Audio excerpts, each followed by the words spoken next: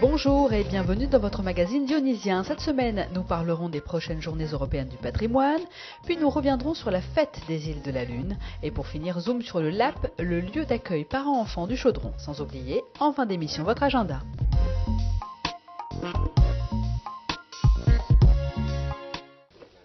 Les équipes s'activent à l'arrière de l'ancienne léproserie de Saint-Bernard. C'est la première phase du futur chantier de réhabilitation des anciens cachots du site.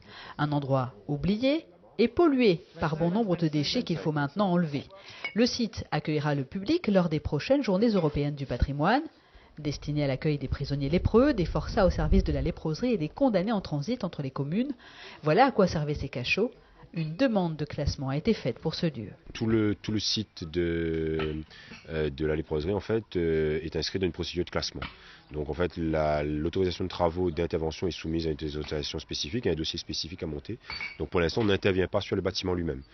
Donc on conserve tout le végétal, c'est-à-dire que ce qui est végétal dessus est conservé parce que pour l'instant, c'est la végétation qui maintient la structure. Pour enfin rendre hommage aux lépreux et aux soignants, une exposition permanente sera également installée à l'occasion des Journées européennes du patrimoine. Elle prendra place dans la cour de la léproserie. À l'intérieur de l'église, ce sont les enfants bagnards d'Ilette à Guillaume qui seront mis en avant. Toutes les iconographies sont issues de fonds publics et privés. Le choix n'a pas été simple. Il a fallu faire un choix parce qu'il y avait certaines photos qui étaient vraiment excessivement difficiles à regarder et voire même insoutenables. Et les léproseries est quand même un espace public avec des petits-enfants en particulier qui passent et il était hors de question de les traumatiser par certaines photos, même si nous nous attachons à rendre compte de la dureté de cette maladie.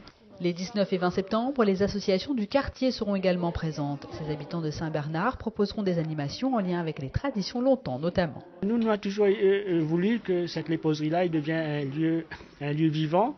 Et pour une fois, moi, je vois que les choses y concrétisent vraiment. Mais grâce à un travail au niveau des associations et puis que les élus l'ont pris en compte.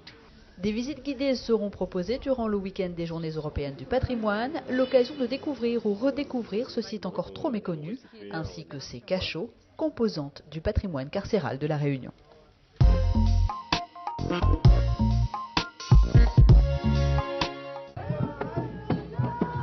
Un djadiko pour entrer dans le village associatif comme il se doit. Ce défilé traditionnel comorien a été l'une des animations proposées dans le cadre de la 2e édition de la Fête des îles de la Lune. Une manifestation soutenue par la ville de Saint-Denis qui a pour objectif de mieux faire connaître les Comores et sa culture. On attend qu'ils comprennent et qu'ils découvrent nos îles pour que peut-être afin un jour s'intéresser d'aller voir les Comores parce que les Comores c'est une ville de tourisme, de culture et de partage. Durant toute une journée, le public a pu découvrir les multiples facettes de la culture comorienne. De son histoire à ses habits traditionnels, plusieurs stands étaient présents sur le bar à choix. Bien évidemment, ce sont les stands culinaires qui ont remporté le plus de succès, la cuisine étant un langage universel. Il est très important pour nous, pour que tout le monde y connaisse que ça nous fait, parce que souvent, il y a beaucoup de choses que nous mangeons pareil que ça, et je crois que je dis toujours c'est Comores qui mangent. Allez voir que nous mangeons même affaires. Je pense que les bienfaits connaître que ça qu'ils fait, parce qu'il y a des personnes qui pensent qu'ils croient que chacun est différent d'un autre. La communauté comorienne, comme toutes les autres, a trouvé sa place dans le calendrier des manifestations culturelles dionysiens.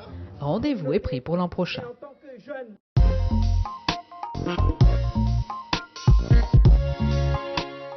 Première visite pour Anne-Laure et sa fille au lac du Chaudron. Et le moins que l'on puisse dire, c'est que toutes les deux sont conquises. Le lieu d'accueil parents-enfants permet aux mamans qui s'y rendent d'offrir un espace de sociabilisation à leurs bambins, mais aussi de se rencontrer et d'échanger entre elles ou avec les professionnels de la petite enfance présents sur place.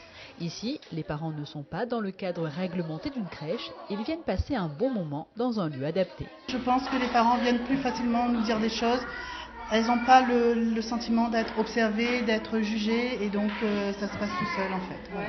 C'est vraiment plus, on va dire, convivial et donc ça donne envie et le fait d'échanger entre elles déjà. Comme elle n'est pas en crèche et on est à la maison, on est enfermé entre 4 murs et voilà. Donc, et la maison n'est pas aménagée forcément pour son évolution.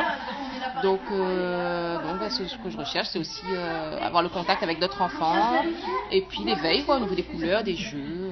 Et vous, en tant que maman, rencontrez d'autres mamans Aussi. Cette ancienne maison de fonction de l'école Michel Debré appartient à la ville. Le projet porté par le CCAS de Saint-Denis s'est concrétisé grâce au partenariat avec la Caisse d'allocation familiale. Après 6 mois d'existence, le bilan est déjà très positif pour la structure. On a commencé avec une moyenne de 7 enfants par jour. Là, on en est à 14 enfants par jour. On est à 14 enfants par jour. Là, on a des parents qui viennent de tous les quartiers de Saint-Denis. Maintenant, on a de plus en plus de mamans du Chaudron qui viennent. Pour se rendre au LAP, nul besoin de rendez-vous. Parents ou assistantes maternelles sont les bienvenus avec les enfants.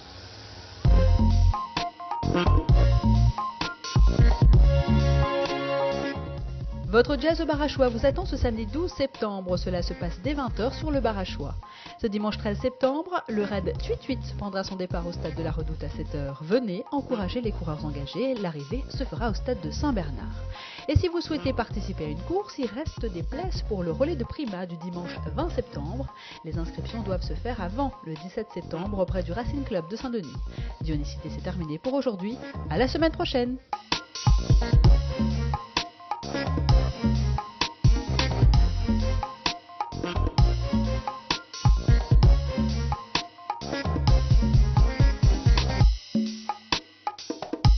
La ville de Saint-Denis vous a présenté Dionysité.